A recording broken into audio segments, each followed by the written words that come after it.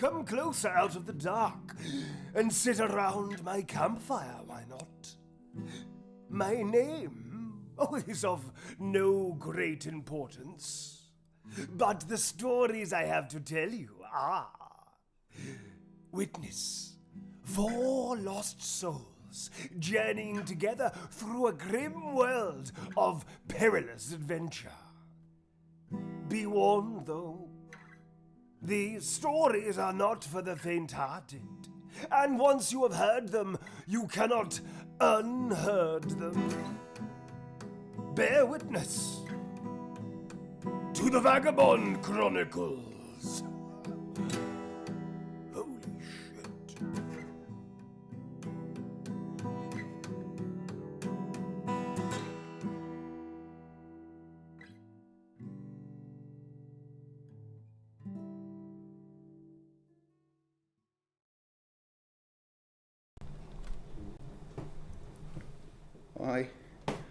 I can't feel my hand. Where is everybody? One minute we were in that farm and then there were skellies everywhere. Didn't go well. I hurt myself today, but still I seem to feel. I focus on the pain. The only thing that's real. The skeleton is a hole. That old familiar sting. Try to kill them all anyway. We are losing everything. Where are the vagabonds? My sweetest friends, everyone I know goes away in the end, and you can have it all. My empire of death, I will let you down. I will make you. I hurt poor Bondo. I hurt him. And then the attack got worse. They got in and now I can't feel my hand. Where are they? Where are my friends? I wear this crown of thorns upon my ratty hair, full of broken thoughts. And I cannot repair beneath the stains of time. The feelings disappear. You are someone else, and I'm still right here. Where are the vagabonds? My sweetest friends, everyone I know, one goes away in the end, and you can have it all. My empire of death, I will let you down. They will make you hurt. If I could roll again, a million dice away, and I would save myself. I would find a way.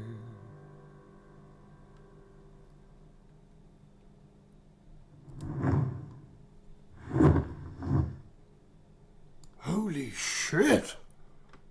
I guess they're really fucked now. Ooh, better put my CV together.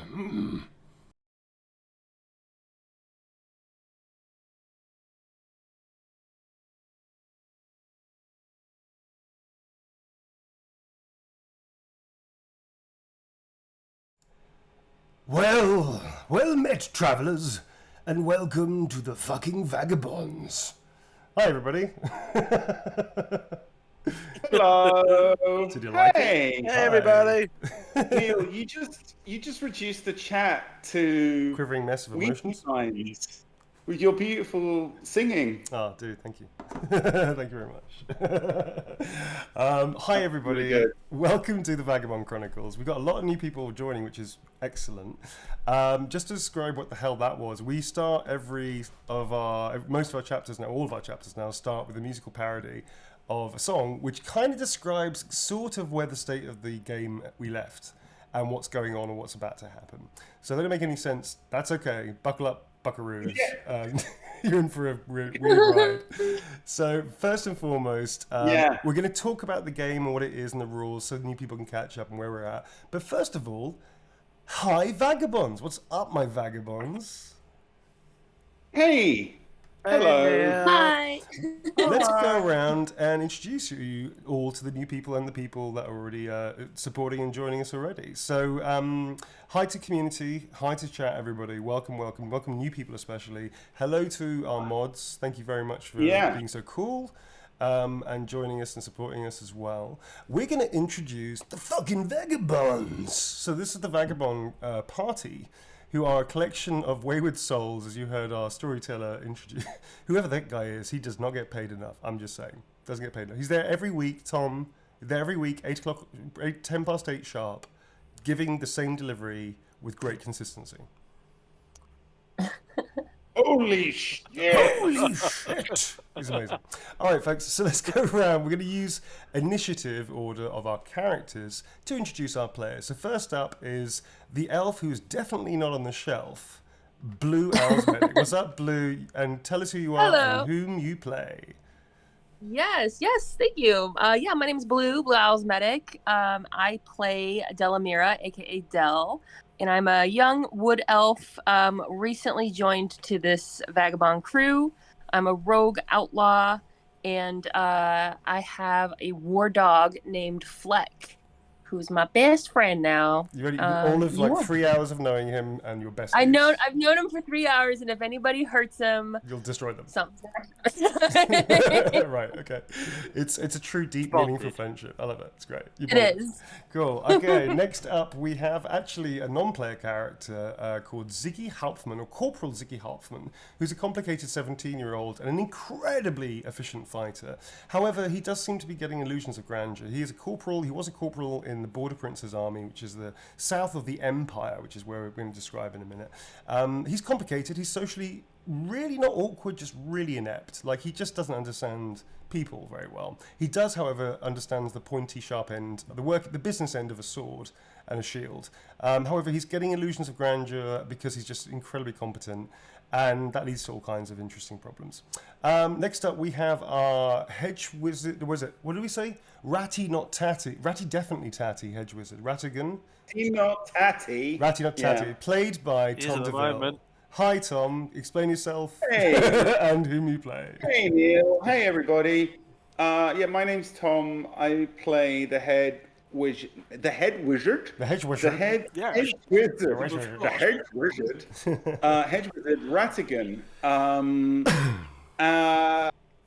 Where to start? Hedge wizards kind of figure out magic accidentally. They've just kind of got it in them. They're unlicensed as well. They're like outside the law. Yeah, so Ratigan's a real sort of bumpkin wizard. He kind of grew up in a tiny village. He was sort of an outsider because he could do weird little things, magical things. He got his first wizard's robe the first night he spent at a inn. He stole a bathrobe from the inn because it thought it was purple and it looked like an awesome wizard robe. Yeah. So he wears that. That's his sort of main. He's got learner plates on the back of his wizard book. Like, he's a learner wizard in a way. He's actually pretty powerful, but he's like getting by through sheer dumb luck. He's got 2 pet ferrets called Noodle and Mr. Spidge, who are kind of magical ferrets, and they help him with his spells in different ways that you'll find out as we go on. Indeed. So yeah, that's Ratty. That's Ratty. All right. Next up, lastly but never leastly, is our Swiss Army gnome, Bondo, who's played by Jim. What's up, Jim? Say whom you are, or rather who you are, and whom you wish to play today. And yeah, Right, tonight mostly, Michael. I will be. No, only joking. I'm Jim. My pronouns are he, him. I play a wonderful little gnome called Bondo, who has some serious cranial trauma, such that he does not remember a lot of his own backstory. More will be revealed, I'm sure. Well, possibly not. Anyway, he is a pharmacist who became a militiaman and has delusions of engineering grandeur as he wishes to emulate his great hero, Mac Ivor. Yeah, Mac Ivor is a dwarven engineer, right? Is actually real. Yeah, he's a dwarven engineer. We don't know what's going on with that yet, so we're gonna sort of see how it develops, Jim. We're not entirely sure what's going on with the legend of Mac Ivor. But that's that. This is true. Cool. All right, folks. And there we have it, kids. Nice one. So let us very briefly describe what the hell we're playing, where the fuck we're doing it, and how I'm going to kill the PCs. Hang on a second. What? You're forgetting a certain section. Oh shit. A certain particular section. Okay, Tom, just for you, because I love you so much. Community news with your pal, Thomas Falifity, Flappy Balls, Mustachio, Balderdash DeVille. I really lost it there a little bit. I don't know what the fuck I was talking about there. I just lost it. Sorry. It came out as Flippy Felicity and it came out as Flappy Balls. I was like, oh fuck, just go with it, Neil. Fuck, dude, I fucked them up. Anyway, Tom, take it away. Community news, ready for the community. Let's go. Hey, so community news. So just basically, there is just to recap, particularly for new listeners who are going to hopefully going to get into this or want to get into this. Firstly, all our previous episodes are up on YouTube, right, Neil? Neil has gone and left, just abandoned. So yes, yeah, they're up on YouTube. I can't give you the address right now because Neil knows it, but never mind. Look for Vagabond Chronicles on YouTube. No. What? However, there is a post on Twitch of our links to Neil's YouTube. Hi. So amazing. That's already been handled for us by Nightbot. Thank you very much, Nightbot. All right. Thanks, Nightbot. Cool. Just in time to fix my drink and come back for the hell you were talking about. What's going on? I was going to follow you into the community news, but no, you vanished. Never mind. Doesn't matter. So we also have Vagabond Chronicles Twitter, which is @VagabondChron. Thanks to Yogo. Thanks to them, by the way, for our amazing modding. So thank you, Yogo. We have Vagabond Chronicles Instagram, and if you go there, you can see loads of amazing fan art, which basically you can see all the characters and what they look like, lots of different awesome interpretations of them, and some of the monsters and all kinds of stuff. Yeah, man. So that is also @Vagabond Chron, or just search for Vagabond Chronicles on Instagram. And finally, because I saw people in the chat asking about the song, I believe all songs are going to be, are they uploaded yet on the Discord? We have a Discord as well. Jeez. Yeah. So let me take over from here, Tom, because you'll be flapping around. Are you waving or drowning? I can't tell. It's one of the two. So that's not fair. Sorry, I just thought it was really funny. So basically, Thomas is right. We have a Discord. We're trying to boost the Discord because we need to get up to a certain level to be able to upload lots of stuff as perks. So we're going to look at other ways to do that at the moment. Join the Discord, please do. Basically, for anybody on Tier 1 subbing on Twitch, if you join the Discord, there is going to be a Vagabond Origins comic, which was out last year, which is free to anybody that of any month that subs. Tier 2 will get every copy of every MP3 of every song that we've done at the beginning of every episode of the Vagabond Chronicles, including the Lads, which was a special that we did with a whole bunch of goblins when the guys played goblins. And there's going to be some other perks along the way as well, which we're going to re-establish now that our Discord is back up and running. Cool. Sorry, Tom. Take it away. Well, that's it. I took it away. Sorry, Tom. I took it away. Thank you for passing it back to me for the end of the... You're welcome, Tom. Sign off, Tom. All right. That's you, Neil. Thank you very much. Set up the show. Tell people. Okay. So, folks, let me take you to the weird, wonderful world of Warhammer Fantasy Roleplay. First edition, because yes, we're all that fucking old. So this is the first edition rules. It is a percentile game. It's high fantasy meets low fantasy, which means that magic is there, but it's not abundant. Not everybody walks around with a magical item and a suit of armor and kills dragons every round. This is very, very gritty, very real, and people can die very quickly in this game. Theoretically, it's possible for a new character to die in the first adventure they ever do. But it is still the same kind of trope, elves, dwarves, gnomes, dragons, and all that kind of shit as well. But it's based in essentially what is a kind of akin to our world. The old world, for instance, is a mishmash of medieval Europe.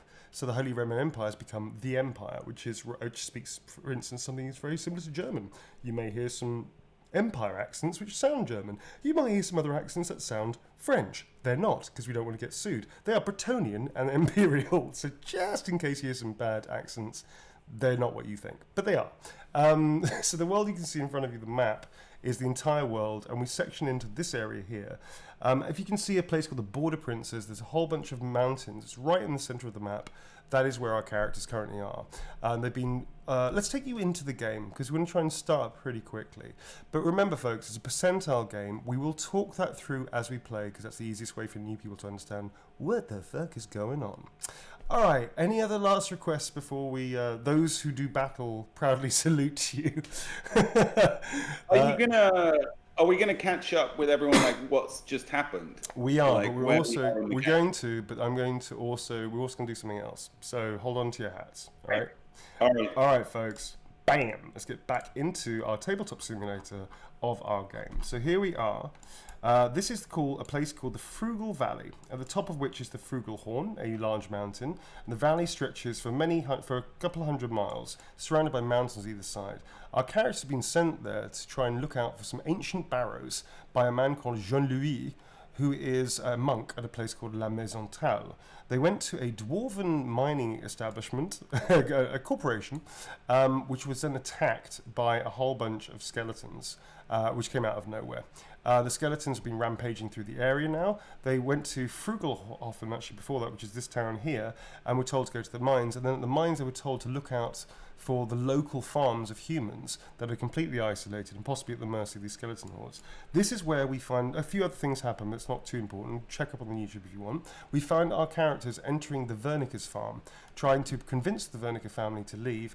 And as they were doing so, the grandmother of the Wernicke family was rudely brought out backwards through the window, and the skeletons attacked en masse. The innocent family, the sort of weaker ones, have scurried upstairs, whereas the fighters of the family and our vagabonds have found themselves in an incredibly close battle. In fact, we've had a couple of characters downed, and then sort of got back up again and downed again. Last we saw, in fact, Jim, do you remember what happens last time?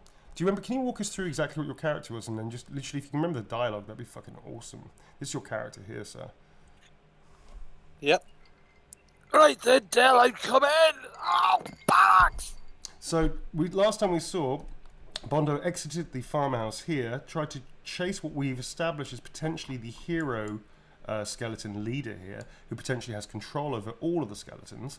Bondo tried to attack him. He sort of twisted around in a very Terminator kind of way, slashed Bondo across the back, and Bondo fell towards what would have been our camera if we were Michael Bay.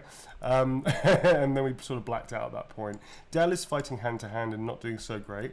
Our resident maniac Ziggy is fending off 3 skeletons. Tom has also been downed. His hand has been slashed into, and he collapsed to the ground, clutching what essentially was the stump of his hand. That's Ratigan. That's Ratigan, sorry, not Tom. Sorry, Ratigan. This didn't actually happen to me. Didn't actually happen to Tom in a bar fight over a packet of chips or something. Over here, by the way, just so you know, that's Ziggy's character here, which is awesome. We have Del's character here. Boop. And we have Bondo, who's upside down, like an ostrich. Head first, like an ostrich. So we're going to pick it up with your character, Tom, even though you haven't got initiative. It's a new round. So Tom, okay. So the scimitar comes down and arcs straight through your hand. You see your little finger, your pinky finger, and your middle finger next to it, like the fourth finger, the ring finger, just literally get flown off, and they just hit the wall and just go I mean, obviously this is happening with great I'm glad that alacrity. they do that. Right. Okay. Sort of slowly slide down it. They just slowly like slide down with their own viscous liquid, just like a snail trail down the wall, and they just plop on the floor next to you. Right. And you sort of stare at the stump of your hand, and you sort of do that kind of like holding your hand thing, not do with disbelief. You crook your staff that you have into the crook of your arm, and then your knees just buckle, and you just fall. You're almost about to hit the ground, you kind of black out, but then you suddenly go through the ground, and you feel this incredible weird sensation of falling. Your eyes are closed shut, and you think that for some reason, like the earth has given away from you. You open your eyes, and you are indeed falling, but you're falling through whiteness. You look around you; it's nothing but surrounded by clouds and mist, and there's nothing there. Just the soft, and it's also this warm air that's rushing past you, as if you've dived off the moon straight towards the planet. But you're surrounded by white, misty clouds. Every now and again, sorry, what do you do? Well, I'm here. I'm falling. I'm. Am I still feeling a lot of pain? Interestingly, your pain is just like a throbbing, dull, warm in your left hand where you've been cut. Okay, well, I'm gonna try sort of flapping my arms a little bit. Okay. Is that having any effect? Yeah, you're now getting really good cardio. Still falling. You're still falling, but now you feel like you're actually like, buffing yourself a tiny bit. Like, yeah, get the cardio, get the good cardio. Okay, I'm going to stop doing that then, because that was. Did you want to try screaming? Obviously not. I'm gonna. I will. Like yeah. I'm sort of a bit in shock at first. Yeah, it's a bit weird. I mean, usually floors support one's weight. I really don't remember casting this spell. Okay.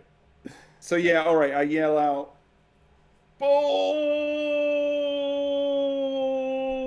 Cool. I'm going to stop you right there, sir. So you shout balls. The camera then immediately smash cuts back into the action. Del, you are up. You are being faced with this champion skeleton, who so far has taken out Bondo.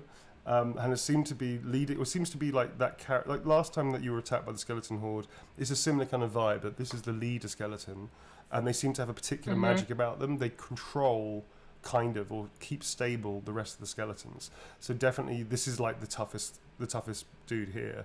So if you can take the skeleton down, you may turn the battle. What do you want to do? I've gotten some good hits on him my last two turns. Yeah. Is his aggro on me? Because I know he just slashed. He basically Bondo tried to like body check him, and he did this thing where he turned and flipped. He turned his body like 360 degrees and sort of like slightly leaned forward. So Bondo went past him, and then he slashed backwards, like his arm pivoted completely around, and he slashed behind him and cut Bondo straight across the back. Bondo just went, and then just literally collapsed. He's now like kind of sliding face down in dirt. So he's like, okay, like that. Like just, in fact, I'm going to try. I mean, like that. Got it. All right. Here's the trail of Bondo. You know what? Just to make it real clear, that's his head. Okay, I'm ranged, so I want to get some distance. Okay. Like, can I just what if I backpedal away? Basically, you're going to be breaking combat. I want to draw him away. You're in combat with the dude, I would say, because you're very close. You're not running away. You're not running away. No. I thought you had your sword out. You had a sword and shield out last time. Oh, you're right. Yeah, I did. Don't have your ranged weapon out, man. Have my axe out.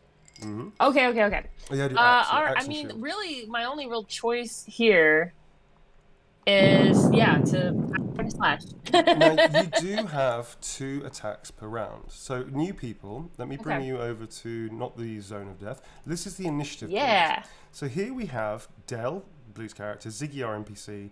Del's second attack. Del has 2 attacks with melee weapons only. This is initiative out of 100. It's a percentile game. So each one of these sort of goes down chronologically until Bondo's second attack at the bottom. Most people start off with 1 attack. If you have 2 attacks, that means per round with a melee weapon, you can attack twice. So Del's pretty fucking handy. But she's also facing a skeleton champion who's also undeadly handy. So, my second attack, though, is the doggo. The second attack now is the doggo. That's right. You get because you passed your leadership test. So this is flex. Show flex. You have to show Fleck if they haven't Oh, seen Fleck. Yeah, this is Um, the enormous dog that is Fleck that won't be reduced. Absolutely enormous. It's enormous. Neil, Look at that. This is true to size. Is I'm Fleck gonna true ride to him like a size? pony. It's like Is a that, horse. yeah. Is that to scale or is No, It's absolutely to scale. Yes, it is. No, we established last time that this particular model won't go any smaller. So effectively, yes, it's to scale. It's we just have to Dell, live with you it, man. should be able to ride Fleck.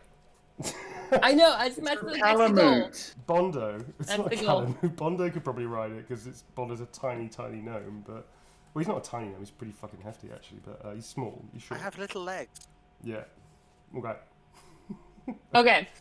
All right. Okay. Yep, Bono's a short tail. Board So I'm gonna go leadership. ahead and use my. I have an axe. Yep. You do. Hatchet. Yep. All right. Mhm. Do it. Do Do it. it. Do it. Do it. Do it. Ooh. What What's is that? Well, what's No, your these roll? are- Sorry. I rolled up here. 38. What 38. is your weapon skill? 38. 46. So that's You under hit. your weapon skill. That's a hit. So now we have to roll your strength. What is your strength, please? My strength is 4. So that's 4 plus 1d6 of damage, which is standard for the weapon you're using. That is a 1, so that's 1. 5. Wah, wah. So, sorry, that was supposed to be an internal. Wah, wah. Have you got any skills that would add any damage to that roll? I have. Hang on. Okay. What? Sorry. What is the skeleton holding? The skeleton's holding What's a his scimitar, weapon? a two-handed scimitar.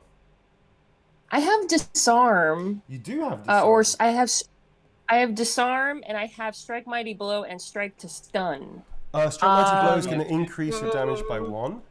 Strike to stun doesn't apply Okay. because it's an undead skeleton that's kind of brainless, so it doesn't have any Okay, I damage do at all. have disarm though. How would that work? I've never Now, used that disarm one is before. very useful. So disarm, you could turn this into a disarm attack, which would disarm his two-handed scimitar, which would make him slightly less dangerous. In which case... I would like to do that. Yes, that's a good idea. So what I would then do, now we have to make a dex check against skeleton. And I'm pretty sure skeletons, usually missing some parts of components of their hands, are not fucking great at dex checks. So this is actually a very good idea. So I'm going to use this is my secret GM's hideout, the evil GM lair, where I roll all my critical damages. That is, oh, so fucking close. 48, that's absolutely not going to happen. Okay, you can tell me how you're going to disarm it, and please be as flamboyant and unnecessarily extrovert as possible. Tell me how you disarm I this kind of skeleton. picture. I like the idea of I don't know if you've seen the movie Mulan where she takes the fan and just kind of flips it. So I imagine me sticking the axe, and just catching it like the hilt, like catching it under his scimitar, and just like too bad you can't see me on camera, but just like flipping it out of his hand very quickly, Okay, like cool. just flipping the like, shit out of it. like a cocktail stick, like Yeah, bam. yeah. Right, it's going to basically just go clink, clink, and clatters to the floor just over here. This isn't a weird banana weapon. This is a scimitar. Oh my god, I don't know what I'm drawing. This is just getting weirder and weirder. I've missed your drawings, Neil. I really know, have. let's I just missed get the rid of rabbi. this stuff. The rabbit is amazing. Neil, Yes. Neil, What? just quickly, in the chat they're saying that you're That you're quiet. Quiet. Oh, am I? Okay. Yeah, I was. Yeah. Yeah. Oh shit, that's the Turn that's pretty yourself up. much good. How about this? How's that? Better? You sound fine to me, but the chat was saying you were quiet. Yeah. Damn you, chat. It's probably like one person's got the chat real low, and everybody's like, No, it's a Jesus, couple people. no! It's a couple What have people. you done to our ears? Headphone warning. How's this, folks? that Nobody's better? saying a fucking word.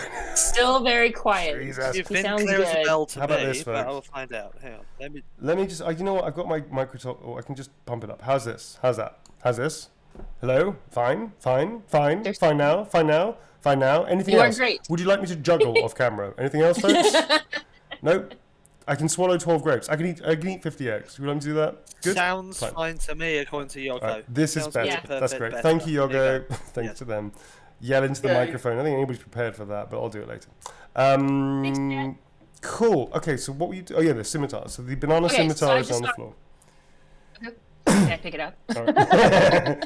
You wouldn't fucking That would be dare. badass. You wouldn't fucking dare. Wait.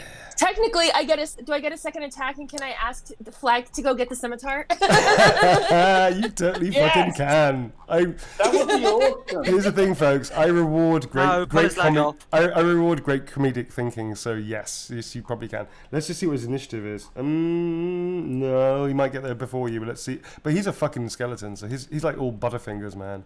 He's basically me. Okay. I'm basically like skeleton's dexterity.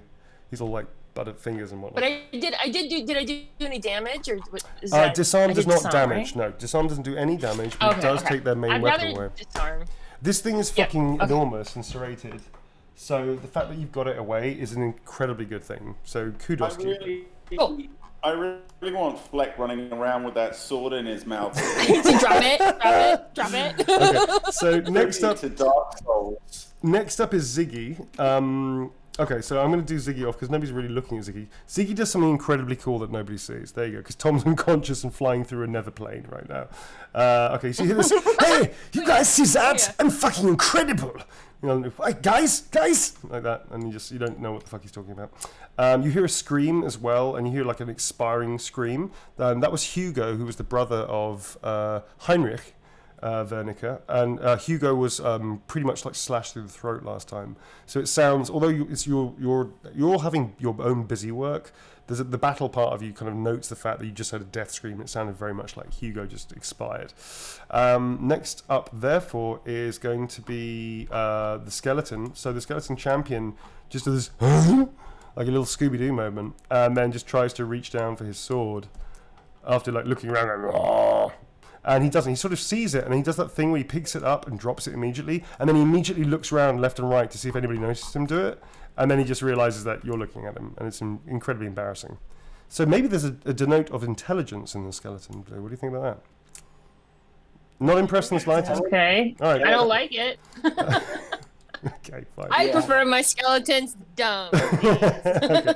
Now you have to think of an interesting quip when you decapitate him. Like this is now fuel for you. All right. So next up is going to be actually it's going to be Fleck. Fleck can now take an action. What's up, Fleck? All right. I would like to. He's obeyed my commands pretty well. So Yeah. I mean, I want him to grab the scimitar. Okay. So just to have it get away. Because so he's can not I point trained and by set- you. Yeah, you can say point and fetch. Yeah, I'm going to give you a plus. You've already got him under your control. So I'm going to point, and fetch is working. So I'm going to give you a plus 20 to your leadership because you're not trained with him. He's not trained with you, but you've got his attention. Okay, my base leadership is 32. So that means it's 52 is what you need to do something incredibly funny. Please make the roll, please. Okay. Oh, please. 21, nice. All right, cool. Yay!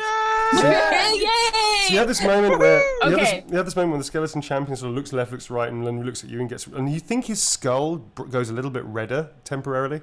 You don't know why, it's really weird. And then you just point at the scimitar and you say, "Fetch, Fleck," and Fleck, who's in this enormous fuck off dangerous war dog, he's got very cute ears. They just prick up ever so slightly. He goes, like that actually, and then he just dives for the scimitar and just starts running off, and immediately the skeleton just puts out both of his arms and just starts trailing after it, and if you think in the background of you hear, it might be just like an old memory pudding, but you're pretty sure you hear this faint as they start running around like this sort of outhouse over here.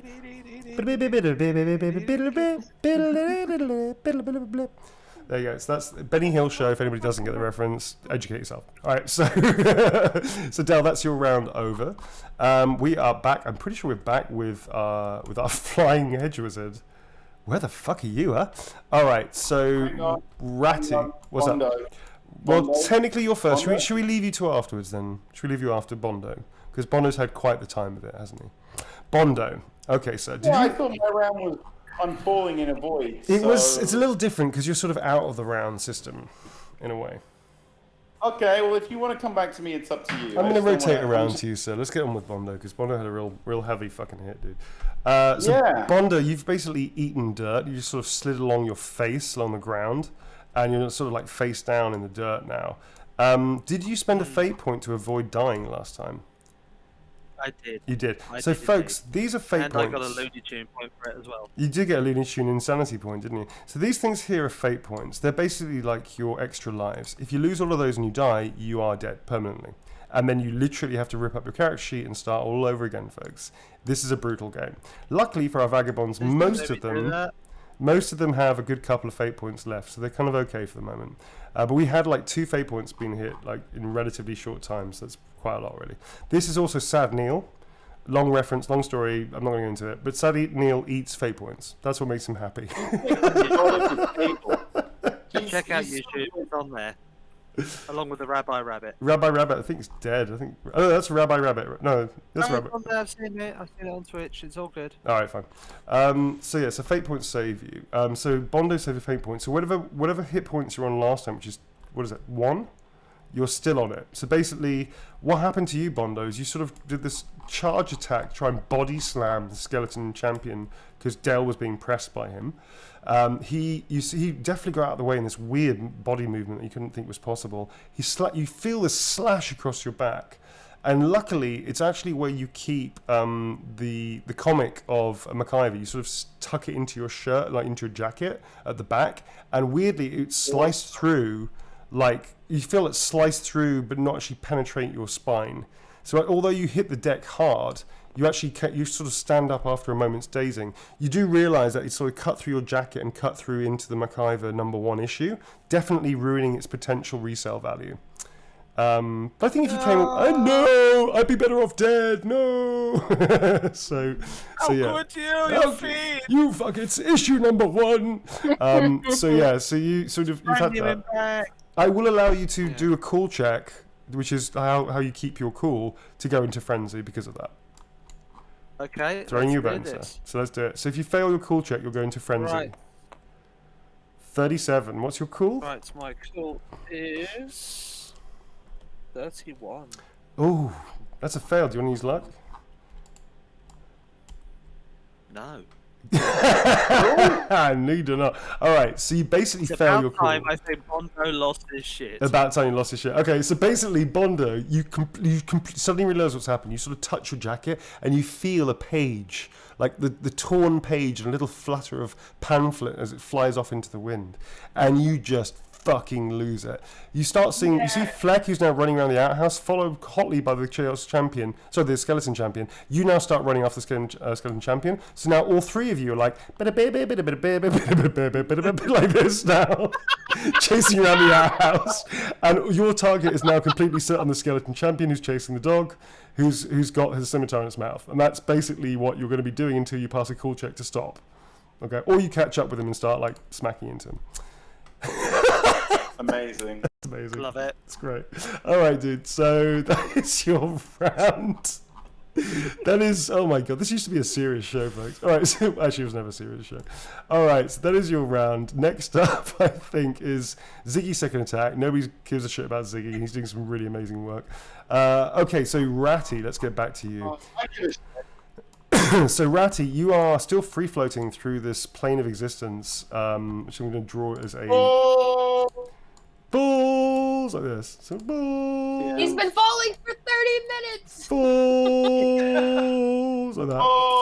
Okay, so what are you going to do, sir? There's a quick check. 1, 2, 3, we're good.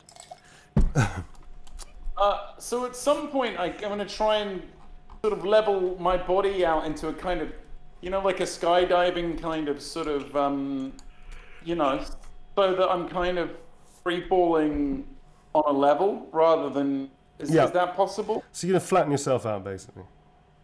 Yeah. Okay, yeah, that's possible. It's actually quite easy. In fact, the second you start thinking about it, you do it. And you suddenly realise that it was no effort at all. You just went plump, and now you're horizontal.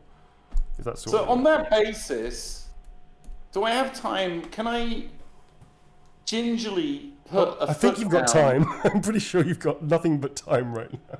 All right, I know I'm not in combat, but I'm just checking. So do I have time? I'm just going to gingerly. Okay, so once I realize I can do that pretty easily, I'm just going to put a foot down and see if with my foot I can feel floor. Okay, what are you thinking about when you touch the floor? And be honest.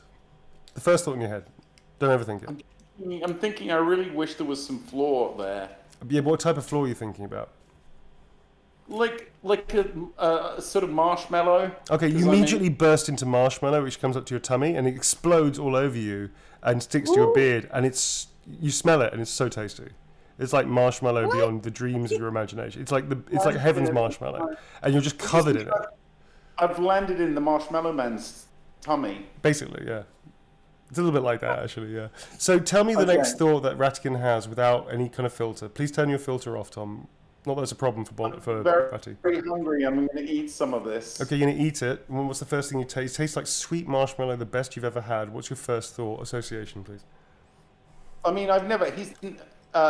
he's just always wondered what marshmallow tasted like, because he's only ever seen people eat it, and he's never had one himself. Okay, now you see a huge round applause, a huge audience now around you, staring at you. The second you start eating it, they start applauding. Oh. And you actually notice that these are people from your farm village you haven't seen for about a year. I look up at them, and I just go, I'm not naked, am I? Now you're naked. This is awkward. And now all the audience are saying, no, and they're still clapping. I'm gonna just sort of sink myself down into the marshmallow, so it's just my You fall through the marshmallow, and it just erupts and just spits you out, and now you're falling again. But you're naked. Oh. I'm gonna just think, I really wish I had my clothes back. Now your clothes are on, but in the wrong order. That's fine. I can live with that. Your underpants. No, you don't have underpants. We don't know if you have underpants, actually. Only wearing one garment. Yeah. Yeah, you're basically you're the wrong way around. You're basically in your clothes the wrong way around. So I've got they're on my head. Basically, yeah, it's they? just like a little head wrap or something. Yeah. Delightful. I mean, look, I'm basically mainly happy that I'm no longer lying on a floor with a mangled hand. So suddenly you slam into a floor and your hand is completely mangled like it was before, and you feel shearing pain from the fingers that are missing, and blood is pumping out of the stump of your hand. I'm just going to lie there just thinking, marshmallow. Now marshmallows are just slamming into your body from great heights, like huge, massive metric ton marshmallows, and it really fucking hurts. Just like squishing you down to this wooden floor with your hand hurting like crazy. I just want to be back with my friends. Now your friends are standing around clapping. Oh, well, that's awkward again. Oh, and no. The only person that's there actually is Dell, and then she's just been multiplied. This is the worst void ever. Now you're falling through a void on a piece of wood, being slammed by marshmallow with Dell that's floating around through this endless void. I'm going to leave you there to think about this. All right, so next up is Dell. Back with you. What's going on, Dell? You can see... Oh, the skeletons, sorry. Yeah, the skeletons. Okay, you hear this sort of war cry from in the house. You don't know what's going on. But you do see three of the skeletons are now coming out of the house, and they're sort of coming your way, if that makes sense. Okay. Well, I kind of want to focus on this guy. The guy that's chasing my doggo. He's moving at speed. You also see Bondo's now joining in, and Bondo's now like sort of frothing at the mouth, and they're all just like turning around around the outhouse. And Bondo's actually like he's so much slower than the other two. They're gaining on him. So actually, it's more like Dog's here, he's here, and Bondo's now leading them. But he's sort of chasing. Bondo doesn't seem to be completely, he seems a little glazed over, if you know what I mean. You know what I mean? Got it. Yeah. Okay. Could I attempt to shoot with my arrow at this point, if they're at a distance? Yeah, you can swap out. You can swap your weapon sets over and get your... I want to bring out my bow. Okay. And aim it at the big dude. Okay. I'm going to make an intelligence test for the big dude. Hang on a second. This is a new round after all. So, in fact, actually, no, I'm going to do it in a minute because fair enough, you have initiative. All right, so you swap out, and you can't aim, but you can quick aim fire. What's your ballistic skill, please? It's 47. Okay, 70 is a miss. It's not going to cut it. It's not a critical failure, but it's a big miss. So you sort of fire, and the arrow just goes completely wide, and you totally misjudge it, and it just goes over here to this way. Could I want the scimitar. You want the scimitar? Okay, fair enough. So I guess I have to wait for Fleck's turn to pat my leg and come here. Yeah, that'll be on your second attack. He basically constitutes your second attack, so you can sort of give him a command at that point. But I'm going to incrementally increase the bonuses, by 5 a round, because I think Actually, no, that's not fair because he's actually really distracted with a great game of chase the tail. Basically, it's like chasing tails right now, so he's really enjoying it. Okay, so I'm going to make an intelligence test for this skeleton zombie champion thing, skeleton champion, to realize that this is really painfully embarrassing. And he should just go back on the program. No, he has no sense of self-awareness. He totally fails, and he's just still chasing the dog. Okay. In fact, he's now going like that as he's walking around. He's doing theme music. Okay, so next up is Ziggy. He's going, guys, you've really got to see this. I'm literally hurling one around my head like a piñata. And you just hear this in this other room, and God knows what he's doing to these poor skeletons. But the skeletons, one skeleton, none of you see this, but one skeleton's hanging out of a window like this, and it just gets dragged back into the room by Ziggy, who's just doing some awfulness to these skeletons, these poor skeletons. Hugo's going to be over here. Don't know what's going on here either. You hear some pots and pans being clattered around. That's about it. I'm going to Bondo next. So Bondo, your turn, sir. I'm assuming I need to make another cool test, don't I? If you want to break out a frenzy, I would, because you seem to be it hasn't occurred to you, but you're sort of not gaining on them. They're gaining on you because you're just going round and round in circles. But you hear this behind you from Fleck, who's deeply enjoying this game. What do you want to do, man? You want to snap out of it a little bit? Yeah, it's on the sense if I snap out of it, I'm going to turn around and catch the skeleton. Pretty if I don't much. Snap out of it, I'm still frothing at the mouth, baying for not blood, baying for bone. Dead champions have. Yeah.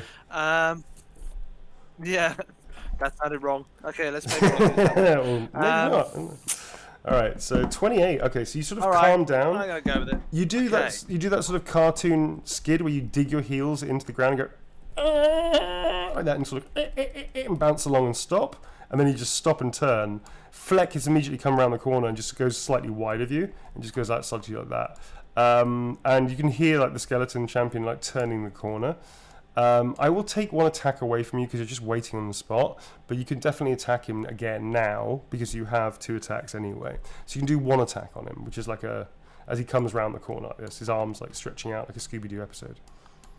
Okay. So that is a straight weapon skill. What's your weapon skill test, please? Weapon skill 51. 51? My weapon skill is 52. Oh, well, so this is your roll. Nice touch. So that's nice. a hit. What's your strength, please? Yep. Wow, all the low rolls. My strength is 4. So that's 5 plus this 3, one? Sorry. Your strength is 3. Okay, so that's 4 plus the damage dice. Any skills that you have? Strike, Mighty Blow, I think.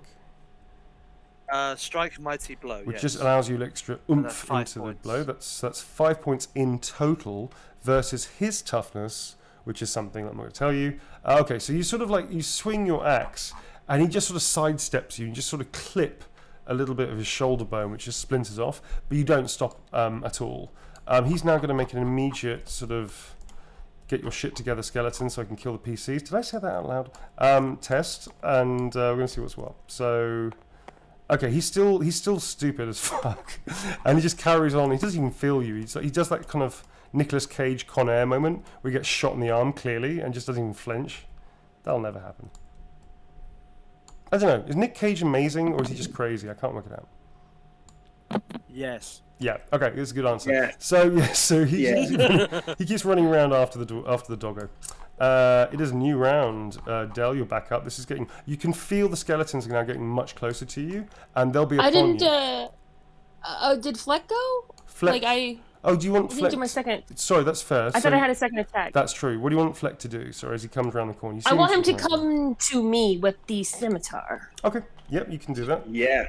So that's a leadership test. Okay. Now, what is your leadership again? 32. So plus 25 this time, which is going to be 57, because it's he's really locking into you right now. Oh, I rotated the tree. That's okay. The tree's not. Is actually a negative quality on the dice, so it's 86. It's a big failure. So you do that, and you do Fleck heal or something like that, right? And what Fleck hears? Yeah, I was pat my leg. Come here. And what Fleck hears in his doggy mind is the doggo equivalent of 2 thumbs up. And he just goes like that and keeps running around at full tilt, increasing his pace. Okay, slightly. but do we take into what if retroactively? What if I had a treat in my hand? Yeah, that's all right. Yeah, there'll be one fucking hell of a treat, Blue. I'm just saying. There'll have to be a fucking Scooby snack. You know what I mean? fucking Scooby Snap. That'll do it. All right, so Doggo keeps running. Leads a street dog. Okay, Ratty, we're back with you. So you're now falling through a void on a wooden thing. Del keeps changing into different people that you know, wearing different costumes, sometimes dressed as a priest, sometimes dressed as a big teddy bear, sometimes dressed as like this weird raconteur singer. I mean, your mind is getting a little bit away from you. Can you please make a willpower test? Willpower obviously denotes literally your strength of will, folks. That also includes magic as well. What is your willpower, please, Tom? My willpower is 37. Okay, so 37 or under to pass your willpower. 35, you lucky idiot. Yes. You lucky motherfucker. Okay, so basically, there's something you're like an idiot savant, right? I mean, like you intuitively do magic. You don't get the thought. It's more of a feeling that you suddenly twig what this plane thing that you're going through is, and you realize that obviously whatever you think about manifests itself in some way or fashion. But you also realize that all you need to do is just switch your mind off and just feel intuitively, and you'll get more control, which is precisely what you do. And you suddenly, in a flash, stop. Everything stops, all the dells disappear, the void lightens up into this sort of nice, like slightly sunset yellow color, and around you is this sort of swirling, calm clouds and mist. And in the middle of it, a form starts forming, sort of like a shape, like this, starts forming. What are you going to do?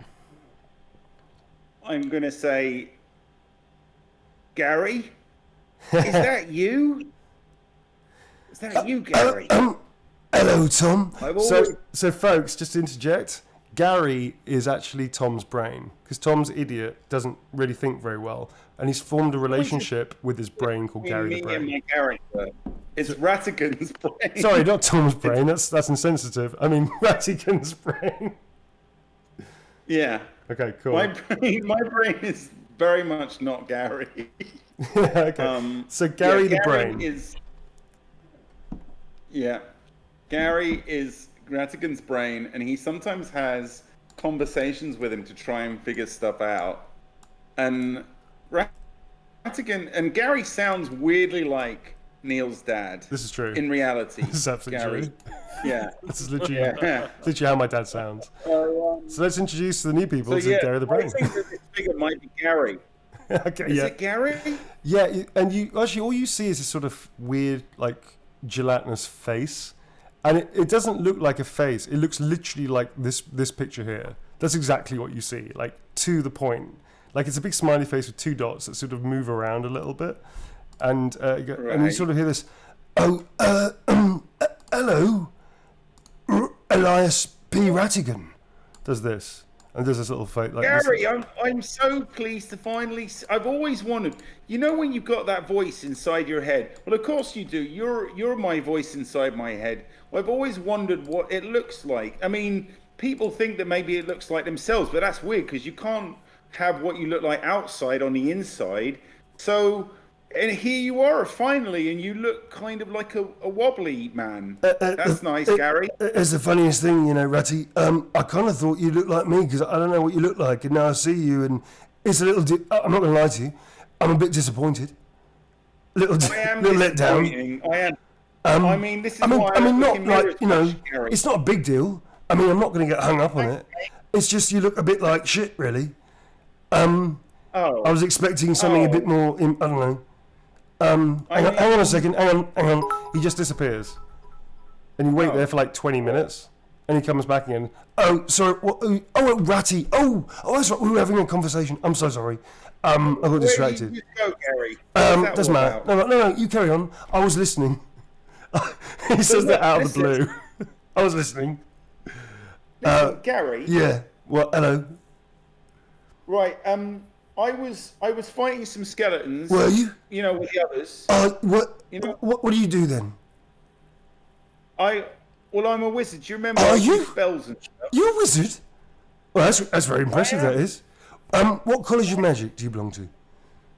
I make it up as I go along. Yeah. You're one of them. Oh. All right. Yeah. All right. Well, okay. Let's I'll rub it in. Anyway, listen, mate. Listen. I was fighting some skeletons with my mates, and then one of them got me good and proper in the hand. I got a very... Yeah, I'm going to stop you there, mate. I'm just going to stop you there, mate, because honestly, you're boring the shit out of me. And you're not going to go away for 20 minutes. No. I promise I won't do that again. That was something probably important.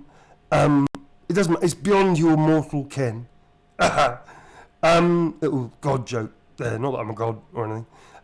Anyway, here's the thing. You're lucky. You are. And I don't mean lucky because you're an idiot. Like people being nice, saying you're special. You're lucky because you're touched. I don't mean like bad touch or anything weird like that. You're touched by a god. Again, nothing weird, bad about that. Just you've been blessed, mate. On your ass. You looked at your ass recently? I haven't looked at it recently. I try not to because it is behind me. Well, if you do get like a mirror, I mean, you don't have to. If you want to, you can. But there's a little mark there, and it's the mark of Tal. Tal, the god of nature, and it doesn't matter. Nice guy, lovely guy, great bloke. Owes me some gold, owes me a lot of money. But that's okay. By the by, doesn't matter. But you are touched with him. You are a part of nature. You're natural born in that way. And, I just think you need to pull your thumb out and deal with them skeletons, against their abominations, aren't they? I'd love to, Gary, but it's falling off. Look. Oh, and I sort of nasty. You waggle your maimed hand. He goes, no, not with that. Not with that, you plonker. What you want to do, you want to sort of just like, like gush out, his name, and if you call him on, and he might help you, because you're essentially, you're kind of like one of his sons. Well, not sons, like a sort of stepson that he's begrudgingly decided to father. Gary, if I call his name, will he touch my arse again? That's a bit weird.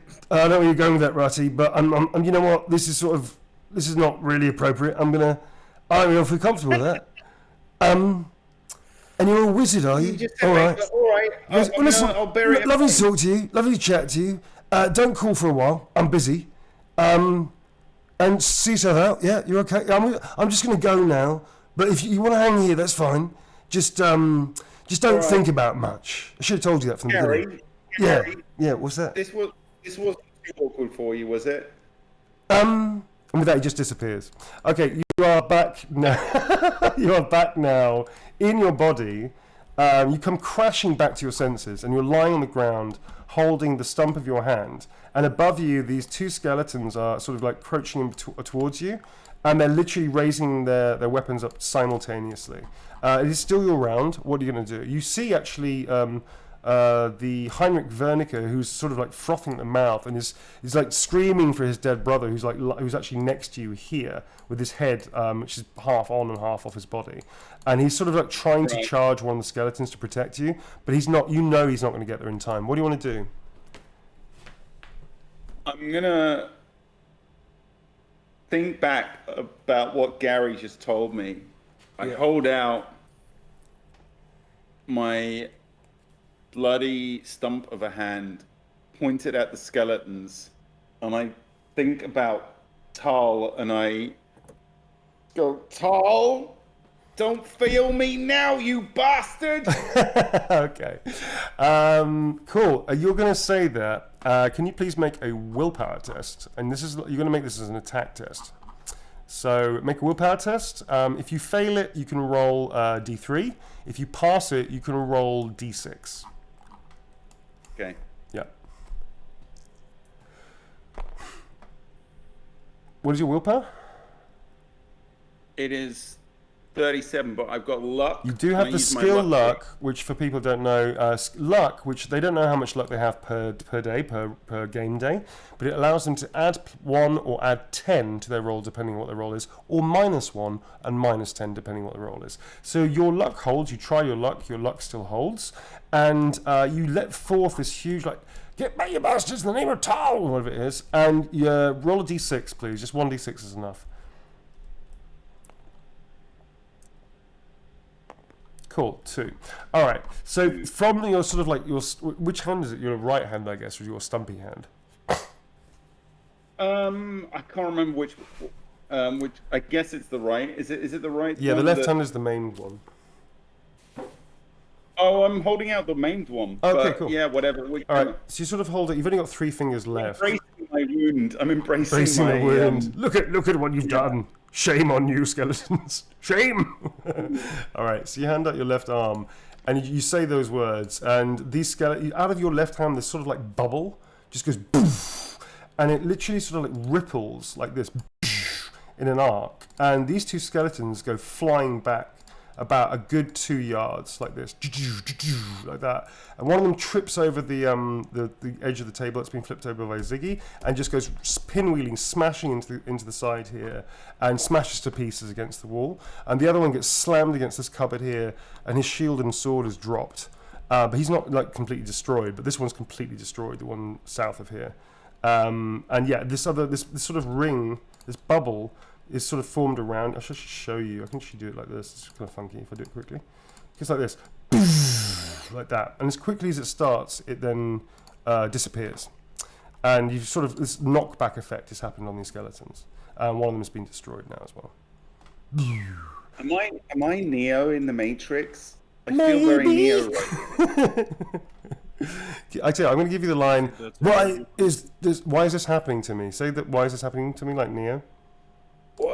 Why is this happening to me? Too much emotion. Take out the emotion. Why is this happening to me? Take out the thought process of why.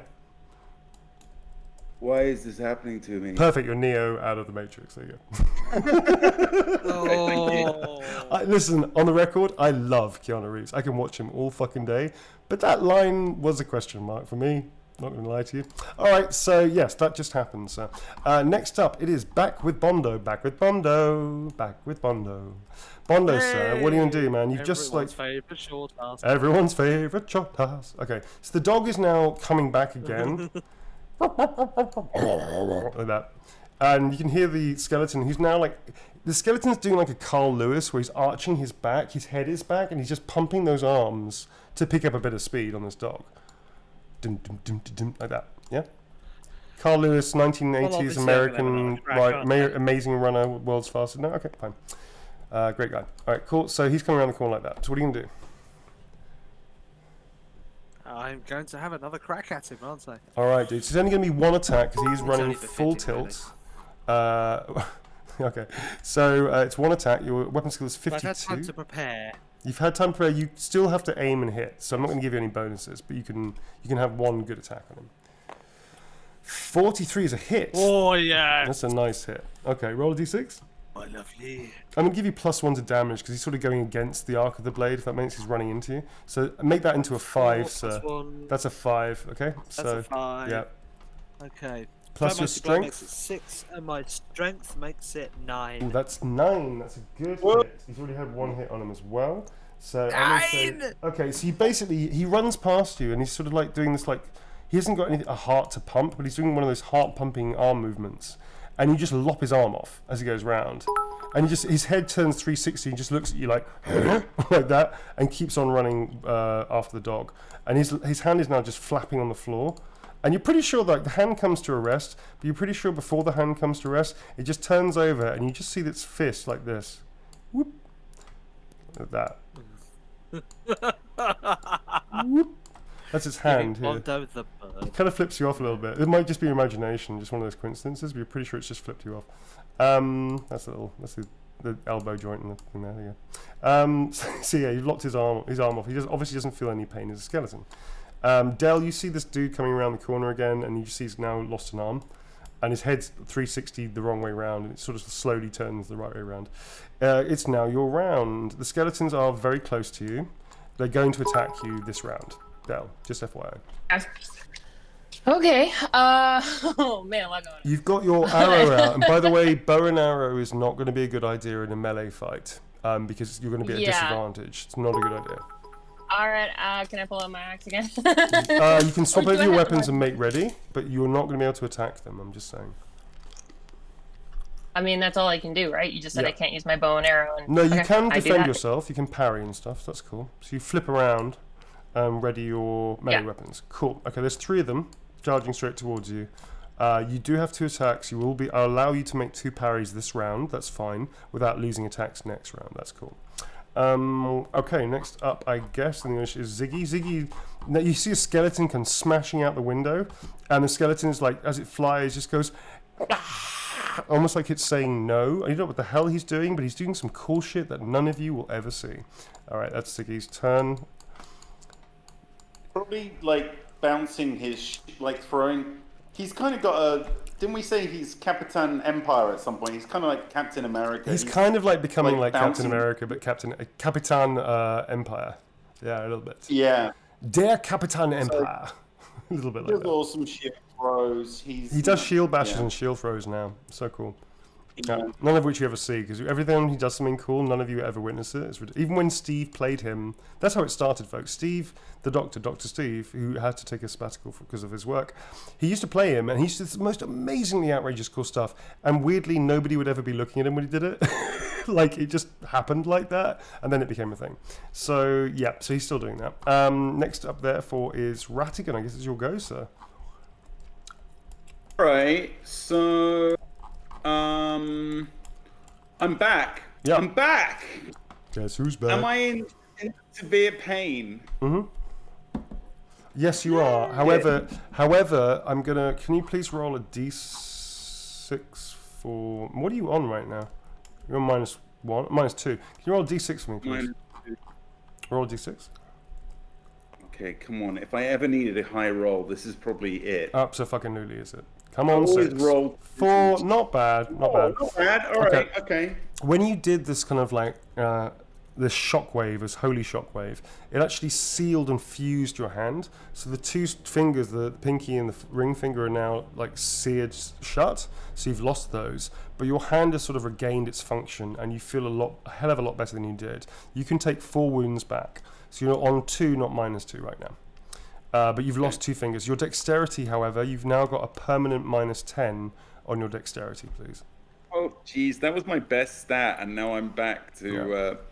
Okay. All You right. can lose the whole hand, so it's not like it's halved. Usually, when somebody loses the whole hand, it's halved. So it's not like, I haven't completely fucked you. And you can get more dexterity back. You just have to learn to use it better. Cool, yes, it is your round. Reinhardt. A little bit, yeah.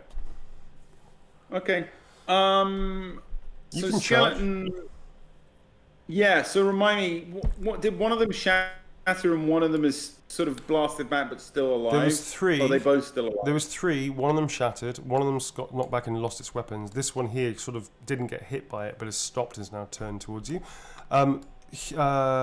Heinrich is like stepped next to you and goes, "By the gods, you're blessed." He goes, "Right, let's finish these fuckers." Like that. You can see he's been crying like openly. He's still crying a little bit, but he's obviously lost in battle. By the way, is the birthmark on my butt glowing? No, but you can definitely feel like you can definitely feel the heat of it. And by the way, nobody knows in chat, or indeed anybody that plays this game, where your birthmark of Tal is on which buttock. In fact, the last person that found out died, which is in itself weird and eerie. It is. A little bit. It's necessary. So whichever butt or butt cheeks, plural, we don't know, this tattoo is covering, it does definitely get very, very, but not unpleasantly warm. Okay. Unnecessary detail, but that's the way we like it in the Vagabond Chronicles. Both cheeks? Is it like a tramp stamp? Kind of like a So tramp I'm stamp. gonna. Can you imagine if it's something really Short like shorts. it's like a Bart Simpson equivalent or something really not great? Do you know what I mean? A little devil with a pitchfork. Yeah. Something like that. Yeah. Oh. Am I in? Can I swing my? Can I attack? You can attack and definitely swing your 2-handed tree branch, which is your Yeah, I equivalent have of a wizard tree staff. branch for a staff. It's just literally just a branch I found Yeah. wandering through the forest. Which you applied a lot of butter to okay. try and seal it and make it stronger. Yeah. Okay. So yeah, hit it. Right. You can charge. That's plus Hitting it. 10. Plus 10 to your roll. 82 is not going to cut it, my friend. Fail miserably, whatever Yeah. happens. You sort I of mean, to be fair, To be fair, narratively that makes a lot of sense. Like I feel overconfident and weird and slightly probably kind of a bit like high right now, having that experience. So like I like the idea that Heinrich, what's his name? He says like, "Let's finish this," and Heinrich, I'm like, "Yes, let's!" And then I swing and just wildly miss. Whack into the wall and just smash. You smash like one of his what are those little thing called? Like kind of like a Scandinavian thing, like little. They're porcelain doll figurines of like people doing stuff. Porcelain figurines. Humble. Franklin Mint plates. No, but they're like humble things. They're called humbles. They're collector's items. I know the ones you mean. Yeah, basically you take a swing from right to left and you just destroy this whole like diorama that's made out of clay of this like humble thing, and the whole thing just goes and you just shatter it across one wall, and you hear Heinrich go, "My humbles!" and he just carries on charging because now he's really more enraged that you've done that. Okay. Nice job. That's the end of my go. It's the Vagabond way, friends. Okay, so next up is going to be Bondo. Actually, no, I've got to make a test for that skeleton warrior dude. All right, so clink, clink, clink, clink. The skeleton warrior is still so fucking stupid. He's just chasing after that scimitar. It's just such a disappointment. I had high hopes for this warband to kill at least one of you, but that's not going to happen. Fine. So he and Fleck are still like charging around. Like this. Is it your go, Blue, now? Your second attack or something? Yeah, I think so. I think I missed an entire turn. Oh shit! Really? Oh, you know what? Take your turn. Take your turn now. Okay. Okay, that's fair enough. Because you're in combat with three of them. We didn't do his second attack, and then when we did my second attack, we went somewhere else. Oh no, your second attack. I think you fucked up the roll. I'm going to say that he was too far out of earshot to hear you, because I'm just going to sweep that one under the carpet. So you can have your first attack of this round now. Sorry about that. So you're being attacked by three of them, so you get to attack back. Yeah, that's fair enough. Sorry about that. I mean, are they close enough where I could just, do I have to target one, or can I just you want to do like a sweep attack or something? I want to do like a sweep if possible. It's interesting in Warhammer, they sort of kind of allow that for two-handed weapons if you augment the rules. You've only got a one-handed sword. I have little tiny hands. You have tiny hands. Yes, you do have tiny hands. I'm too holding it. No, it's okay. I think it's fair to say that if you had two attacks and you hit both of them, that would kind of be in reality like a double sweep attack. Because each combat round, folks, like is only 6 cleave. seconds. Like a cleave through two, which actually is two separate rolls, blah, blah, blah. But in mechanical terms, it's like, it's basically a 6-second round. Is a combat round of 6 seconds. So whatever you can do in 6 seconds. So if you had 3 attacks, for instance, you could hit all 3 of them in a cleave attack, and that's why they all died, etc., etc. No, I don't think with the weaponry you have is you've got a hatchet, dude. So I don't think it's fair. Yeah, I know. Yeah. All right, so I can only really aim for one. I guess I'll get the. All right, I'll get this guy. Okay, sure. So roll. What's your weapon skill? 46. 46 out of 100. All right, so 46 or under. That is 23 good rolls, Vagabonds, today. Aww. Not like the usual shit. None of that critical rolling badly crap that got you into this mess. That's a hit. So roll a d6, and then tell me what your strength is. Strength is 4. Strength is 4. Big money. That's 6. 6 versus... Okay, so you sort of slash at it. It doesn't quite get its sword to parry you in the way. And you sort of like slash across. You sort of rip a crack across its center midriff. You don't drop it, but it's definitely, this one here, sorry, it's definitely been damaged. And it's been damaged quite badly, but it's still functional, operational, because it's a skeleton and it's pretty much mindless. Cool, that's your first attack. Next up, I think, is I guess it's Bondo next, isn't it? And then it's your Dell's second attack as well. No, it's Dell's second attack before Bondo, holy shit. All right, let's just say it's your second attack now then, Dell, because we missed out your first one. So you can do another attack if you wish. I'm gonna let the dog keep distracting the big guy. Okay. So I guess I'll try and finish if possible. Yeah, the skeleton I just went for. Yep. All right. Do everything again. Yep. Same again. All right. It's 46. That's a hit. Nice one. Roll a d6. I'm gonna tell you straight. 3 or more, you'll kill. What did you get? That's 5. Okay. 5? All right. So the 5 in total, isn't it? What's your strength? 4. 4. Yeah, okay, so that's 5. All right, so you sort of like, you beat it back and you smash straight through it again, but it's starting to like really fall apart and it's limping, like it's like pelvis doesn't work properly. However, it's still kind of functional and it's still coming for you. One good hit next and it's completely out of the fight. However, the other two now press the advantage. All three of them now press on you and try to attack. You are being flanked. I'm going to say there's 3 of them surrounding you, so one of them is going to flank you. The other 2 you're kind of facing anyway. So one will get advantage, the other 2 won't. So let's just do... Bondo, you're going to carry on doing what you're doing. So you can take a hit now before these guys react, I guess. So you go before the skeletons. So you want to take another swing. So again, this time Fleck does this thing where he comes up to you. What? Oh, I rolled for the hit.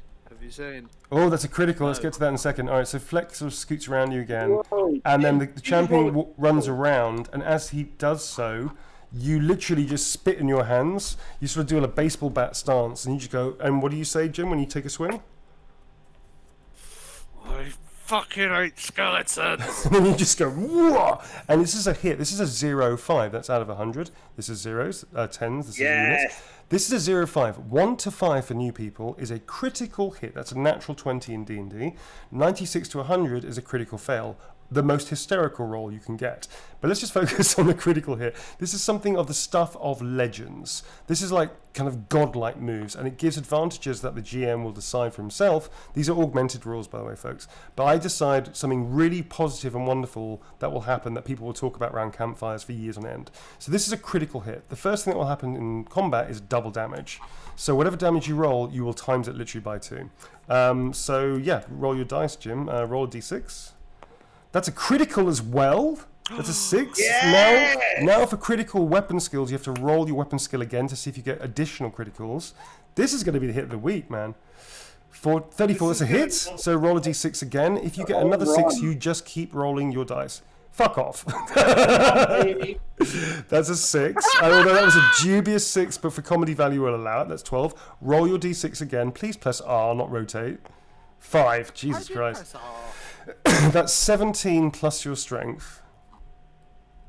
17 plus my strength 3 plus 1 for strike mighty blow. How much is that in total, please? That's 73, 21 points. 21. That's equaling Steve's season 1. Steve's hit of 21. You're now on the sword board. That is Bondo with an impressive 21 points of damage. You know we had a sword. Holy shit! Holy fuck! GG. Nice one. Okay, so this skeleton goes around, and as it sees you, it just gets a glimmer of intelligence in its eyes, and you just go, "I fucking hate skeletons!" And as he runs around, you literally just go, "Woo!" And this axe goes, "Woo!" And the skeleton goes, "Woo!" And he goes, "Woo!" And then just lops his fucking head off, and his body keeps running. And keeps running, and keeps running, and keeps running, and then just smashes straight into the wall. His head just goes, and you just catch it in one hand, and it's like jaw opens up and goes like that, and just stares at you. And eventually, the light dies out of its body. Bondo. I'm keeping the skull as a trophy. Keeping the skull, nice. Okay. The skull. I'm going to let you say that the skull is ever so slightly lightly animated, and it's basically going to sort of be animated but not dangerous. See, that's your bonus for this critical hit. That's just fucking cool. So you quickly whip it into the sack. Del, you're ready up for your second attack. You immediately notice that one of the skeletons immediately sort of like stops, turns around, and starts rotating in a circle. Another skeleton immediately just stops and just stands there looking at you. This one that's been heavily hit is still going to attack you. It's your second attack, I believe, though. Yeah, can I do strike mighty blow? Yes, you can. You can do that every single. Finish it off. You can do it every single round. It's not a thing. I have it. It basically means you just slightly toughen up on your attacks. That's all it means. So you just add 1. Yeah, plus 1. Cool. So roll your weapon skill. Yeah, I'm gonna go for 4. All right. All right. All right. I know what I'm doing. 49. What's your weapon skill? 46. I'm going to give you an advantage because they've just been subject to stupidity, so they're pretty fucking easy to hit now. So plus 10, that's a hit. So roll your d6. You don't know why, but you know that's a critical. This is unnecessary. It's unnecessary to roll. Just roll a d6 again if you're critical. Fuck it. You killed it, man. But let's just see how high you can get.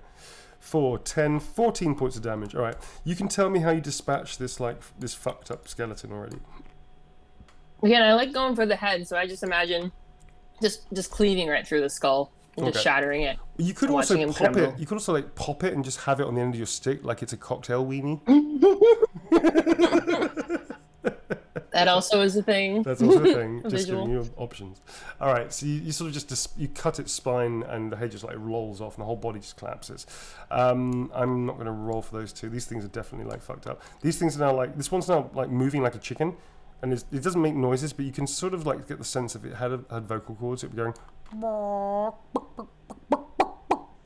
like that. It's sort of moving around, kind of like a chicken does, like this. This thing's now running very quickly in circles like this. Inside the cabin, Ratty, you instantly see this thing just slumps down to the ground, and it now starts it starts moving along the ground like Three Stooges, like when Curly just runs around the ground like that. It's now doing that on the ground. You mean like Homer Simpson when he like goes? Yeah, it's like this. That. He's now like this, going like that on the ground, like that. He's just doing that. Zoidberg. Yeah, like a Zoidberg as well. Dude, I'm really liking your Three Stooges. Yeah. Do you like it? I'm kind of enjoying it too. Heinrich just smashes straight through the skeleton next to you, just smashes and kicks the skeleton to the ground and just lops its like body in two, and goes, "What happened? They've just stopped." You see, like the Mary Louise Butterford is now smashing 2 pans either side of one of the skeleton's head. It just pops the head into two, and you hear this clang like that as a little comedic moment there. The cute halfling, right? Was she the cute halfling? She's the cute halfling that has the hots for Bondo, apparently. Bondo's the man of the match. I mean, Bondo's doing well. Bondo, if you don't get lucky tonight, I don't know what's wrong with you. What, covered in blood? Covered in blood and cuts, and everybody's like freaked out of their minds because he's skeletons. Yeah, why wouldn't he get lucky, Tom? You have to stop berserking first, obviously. That would not be good. But, yeah. All right. So, all these sort of like, eventually all these skeletons start like stumbling, and they're very quickly dispatched. I mean, we're going to move out of combat now, folks. So, Ratty, you easily just pummel the shit out of the skeleton. It offers no resistance. Can I please waste some, because I don't think I took a single skeleton out otherwise. This skeleton is prone, so there's automatic hit. You don't even need to roll, so you just tell me what you're going to do. I'm just going to drop a table on it, like a table. I'll just flip a nearby table and just... You start lifting the table, and Heinrich looks at you like, what are you doing, man? It's like, he just looks at you, what are you doing? You start dragging this table over to the skeleton. I'm not going to pile drive a table onto it. You should totally pile drive a table. This is a glorious moment for you, sir. I was just thinking I would just literally casually flip a table, like, so that it lands on its side. But, let's do it your way, though, Neil. Even though I've lost 2 fingers, I'm going to... Yeah. I am in a kind of weird mood right now. Especially because you lost 2 fingers, buddy. Yeah. All right. I lift a table off the ground and then just sort of like hammer it down onto the skeleton. You start surfing the table to squish it, and it just breaks under the weight. And then you just stand there. And Heinrich's like just looking at you, shaking its head, going, you might want to look at that. And you're just pointing at your stubby hand, which has had like 2 of the fingers lopped off. Is it sort of bleeding still, or is it completely... It's been completely... hang on. It's been completely cauterized. Hang on 1 second, folks. Hang on 1 second. Be right back.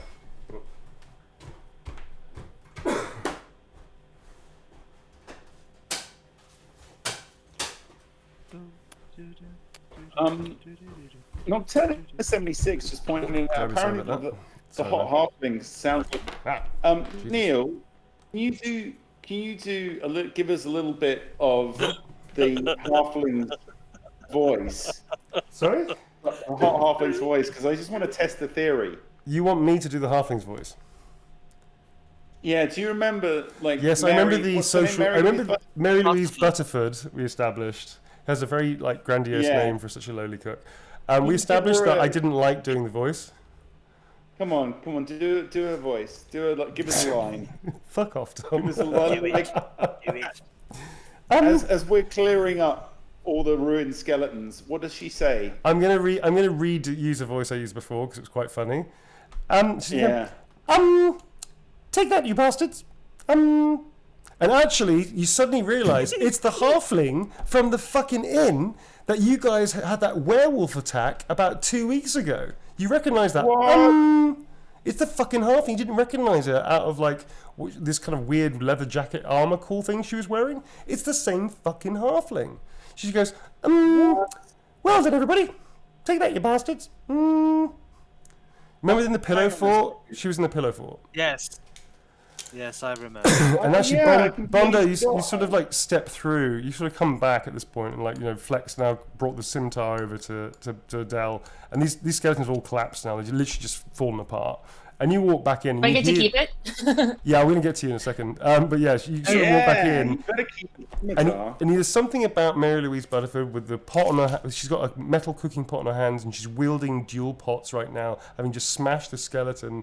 Probably never looking so fucking hot and cool in her life. And she just goes, and you instantly recognise her, Bondi. She's the halfling from the inn about 2 weeks ago when you had that werewolf attack. You thought she was, because she dived into the pillow fort, and you thought she was probably done for. It's the same fucking halfling, which is in itself something, I guess. Wow. It's fate, Bondo. Survival skills are on point. On point, which just makes it even more yes. attractive. She can dual wield pots, man. What isn't to like? Exactly. All right, so let's go. We're gonna do narrative. Then it is good. We're gonna do like a narrative cleanup. Del, very quickly. Fleck comes over to you. His tail is wagging to the point where you think it might drop off. He's so happy, and he's just looking at you. And He's such a good boy. What are you gonna do? Yay! Who's a good killing dog? And I pat his head. I'm very happy he wasn't hurt or attacked. Yeah, he looks pretty good. It's probably very fun for him. Yeah, and I just take the scimitar and go drop it. Okay, you go and grab it, and he goes, not in a bad way, more like he's playing still, and you won't let go of it. You won't go like that. But his ears are pricked up in a happy way. I grab a stick on the floor and I trick him. Okay. Go get this one. He looks at the stick, he looks at the scimitar, looks at the stick, looks at the scimitar, looks at the stick, looks at the scimitar. You throw it, go get it. He still looks at you, looks where the scimitar's gone, looks where the stick's gone, looks where the scimitar's gone, looks back at you, and he just goes, and just drops the scimitar and just immediately like pounces. And then he sees the corpse of the big skeleton thing over here. He stops, skids, and then just bangs into the wall, bounces off the wall, and goes straight into the skeleton and starts like biting all the bones he can. Tom, you had a question. He's not smart, but he got the spirit. Yeah. Neil. Yes, sir. Quick question. Yeah. You know this hot halfling. Yeah. And you know you said she's wearing a leather jacket. She was wearing a leather jacket back in the inn. She's not here. She's wearing a cook's outfit. So she wasn't wearing the flayed human skin leather. No. Thank you for putting that in my head. She's not currently wearing that. She's not currently wearing a flayed human skin jacket, sir. She might. Tom, you I think that flayed human skin leather jacket needs to be. We should have burnt it, really. No, it's going to come back. All right, moving back to. Let's put a pin in that, folks. Moving back to Blue. Sorry, Blue. So carry on. So you got the scimitar dropped. Flex now he's now actually piling up bones at your feet. Like they're all femurs. And he's just like going. Best day ever for Flex. Best day. His tail is like literally like helicoptering right now, and he's just like he's running all over the place, grabbing bones and just piling them at your feet. You've got a little pile of bones now in front of you, all femurs. What do you want to do? You've got the scimitar in your hand. I'm gonna keep that bad boy. All right. Yeah. Yeah, you don't have anything. You're not like a wizard or anything. That's fine. Okay, so this thing. By the way, this thing looks incredible. It's you sort of give it a good rub, like with your forearm, and it doesn't look rusted. It looks like the colour's dulled, but it's still fucking sharp. And not only that, but also there's like gem crusts. Like there's a couple of gemstones missing where they should fit in the hilt holding. It's two-handed, so there's actually the actual hilt is quite long. It's about a good, almost like a 3/4 of a foot long. And it's got this huge hilt guard. It is a massive fuck-off scimitar. And it's got gemstones, most of them missing, but there's a couple still left that are encrusted into the blade and into the hilt as well. And its weight, though, is weird because it's very heavily weighted in the handle, but the blade itself is super light. Do you have two-handed weapon skill, by the way? Specialist weapon, two-handed weapons? No. Okay, you can. But I also haven't used any points to level up since I started this character. Yeah, it'll take you a little time, and you need somebody to teach you how to do two-handed weapons. But it's a very useful skill, and I do encourage you to keep the weapon and train. Could I give it to one of the guys? I wouldn't. I would. I mean, it depends on how Well, it's up to you. I mean, it's your weapon. You got it. So there's no reason why you couldn't learn the skill. I'm gonna hold on to it for now because even there might be a time where we could equal opportunity. Sell it. You know. How much would a sucker like this go for on the black market? You don't know. You don't know. But you can bet that's an awful lot of doggy treats. You know what I mean? Okay. All right. Yeah, cool. I'm gonna keep it. I might not be able to use it right now, but I definitely want to. You can actually use it. It'll just be at a disadvantage when you do. Okay, got it. So everybody can use any weapon. You have to have proficiency to use it well. Do you know what I mean? Yeah. And two-handed weapons definitely have a very train with Ziggy. You might have to, maybe. Yeah. Yeah, train with Ziggy. Ziggy knows two-handed weapons. You could actually probably ask him. Yeah. Oh Lord. Okay. Yeah, I know. No, I'm good. Everything comes with its own like pros and cons. Talking to Ziggy, learning two-handed weapon. Yeah. All right. So. Okay, folks. Does anybody want to do anything specifically? Because I'm going to move into narrative in a minute. We're left combat now, essentially. I mean, one at a time, folks. Sorry. No, you go ahead, Blue, and then Tom, you go ahead afterwards. I was just gonna say. I mean, the only thing I think of is like looting. Is there anything really other than the scimitars or anything like we can see on like the field where all the skeletons were? Looting the family as well, or just the skeletons? No, just the skeletons. Family. So you look around. Did they have any valuable weapons? I can't hear anything. What are you saying? What are you saying? I have a crappy shield, like just like a base shield. Did they drop any? Like, do they have any better shields? No, their shields are pretty shit. In fact, most of them have like chips in them, or they're rotten wood or whatever. Your shield, which is metal, is better than their shield's quality. It's fine. You could find another shield that was equivalent, but you wouldn't be able to do better, basically. Okay. All right, Tom. Sorry, mate. What's up with you, Tom? Yeah, I was just basically like, let's not loot the family that we've just smashed all their shit up. You just smashed their Hummels, man. You just fucked up their Hummels, dude. Now you're gonna loot them? Shame on you. So, I just quickly wanna I'm like, how is everyone?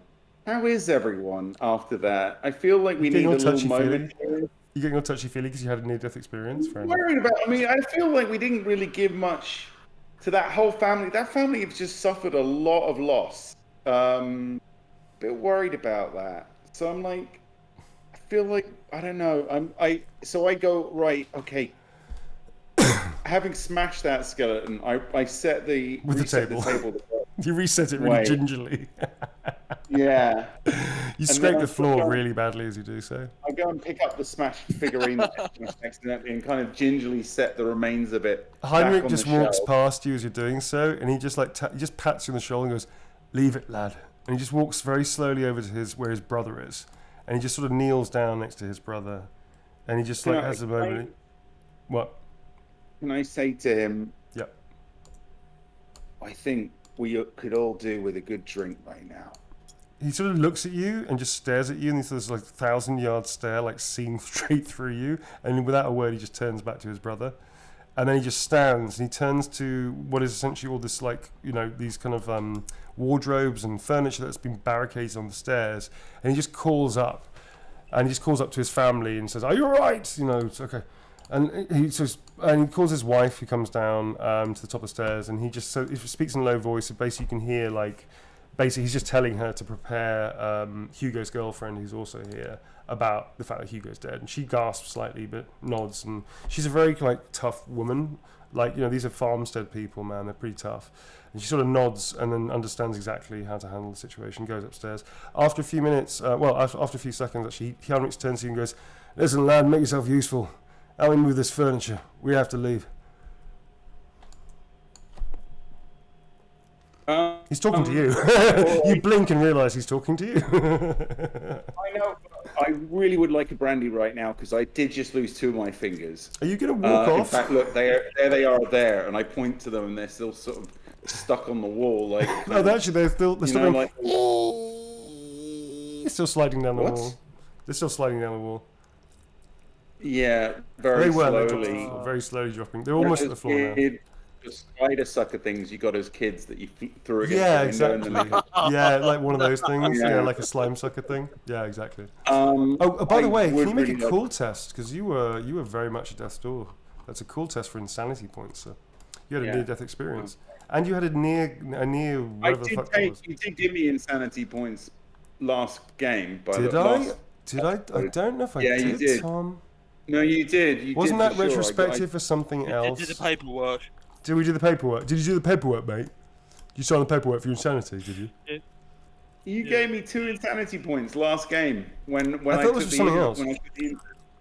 No, that was for it. All right, Tom. I believe you, dear sweet Tom.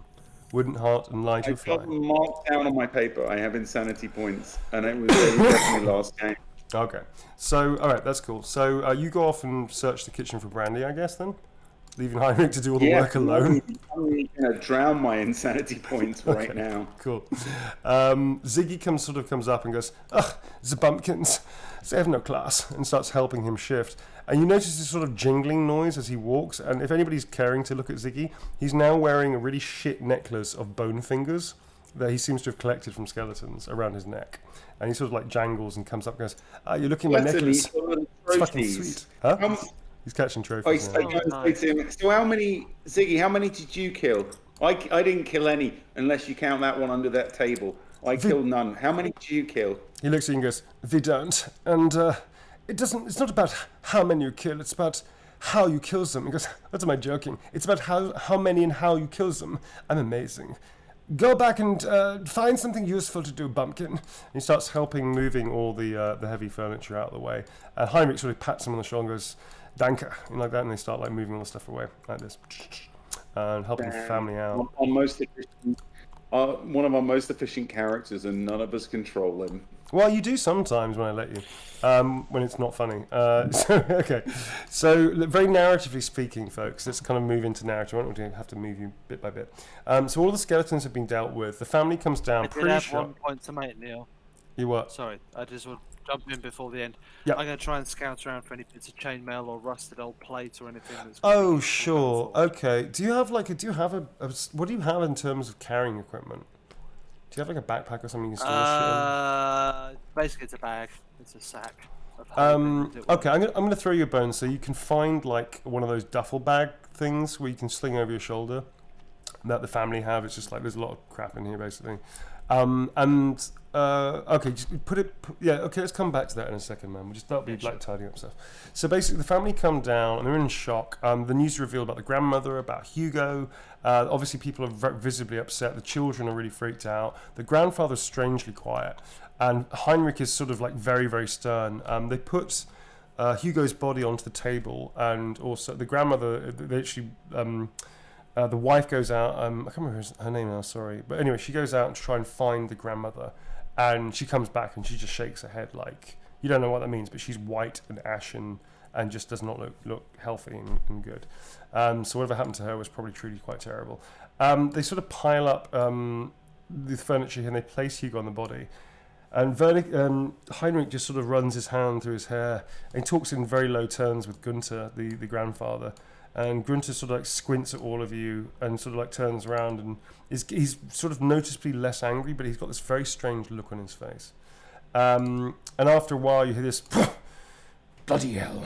And he's sort of like, the grandfather just stomps through and stomps past. And you can see that even though he's stomping, you get out of his way, Bonnie, he sort of gives you this look. Even though he walks past you do see like a tear running down his cheek. For all his gruffness and sternness, this is clearly a man in grief. The family sort of like huddled together and they turn around and by the way, you found brandy. You found brandy now, Tom?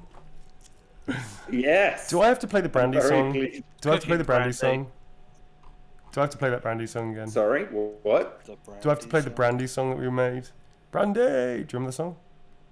Oh, yeah. That was great. Let's do that another time. I'm not going to get that kind of... No, it's not that kind of mood. We're not going to get to where I'm yelling brandy. Have I misread the mood? Have I misread the room? You've misread the mood a little bit there, Neil. You're just literally telling us how NPCs have got like tears running down their cheeks and like that, party, and they're all dealing with grief. So I'm not going to start.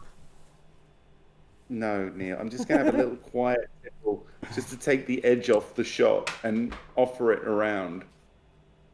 Okay, cool. So you do so, and you sort of offer it around, and people look begrudgingly. Actually, everybody takes it. And after you realise the conversation they've been having is whether or not to stay in to stay in the hotel. It's very quickly, this place is gutted and they feel completely exposed. The family members, including the children, all walk off to various rooms and they start gathering stuff and literally like bringing stuff outside. And you very quickly work out they're taking all their valuables and all the stuff they can't live without in packs. They have lots of packs, and some equipment that's very expensive, and they're literally gearing up their lives. Heinrich looks and goes, comes up to Del and to Ratty, you're outside at this point, and Bondo, you're all together. Ziggy's strangely quite quiet and is actually helping them, and he seems quite solemn about the whole thing, which is a bit weird. Anyway, but he comes up to you three, and Heinrich goes, listen, we've decided we're going to go to Frugalhof and we can't stay here. Not to see the fire over the Dietrich's house, and you told me that that place was gutted by crows or something. We can't be here. We're going to go to Frugalhof, and we'd appreciate it if you could stay with us and help us get there, especially with the little ones. I would hate to be caught out by another band of those things. It's also getting quite dark, and he sort of looks up, and the light is indeed starting to fade late in the afternoon.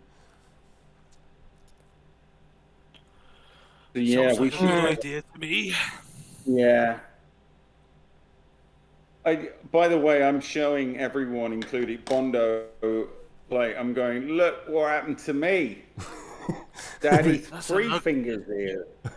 Ugly wound and no mistake. Yeah, Bondo's like covered in blood. He just looks at you like, okay. Yeah. You notice that Bondo. You and me. You notice that Bondo's standing next to the halfling, and the halfling sort of like they're kind of like rubbing elbows, and neither of them flinch. You don't know why that's Do a important, voice Ratty. again, please, Neil. Fuck you, Do a Tom. voice, please, Neil. Fuck you, Tom. Hello. Come on. Hello. Did she say anything nice to Bondo? I think you're very I brave. thought you were very good at fighting skeletons. She doesn't talk like that, Tom. She talks like this. I think you're very brave. Like that. That's how she talks. And she's actually pretty. By the way, you noticed her fighting skills. She can fucking throw a pan around, man. And she's also got her stuff. And you notice that she's got like this armor, like this cool leather armor. One of which is like this very pale jacket.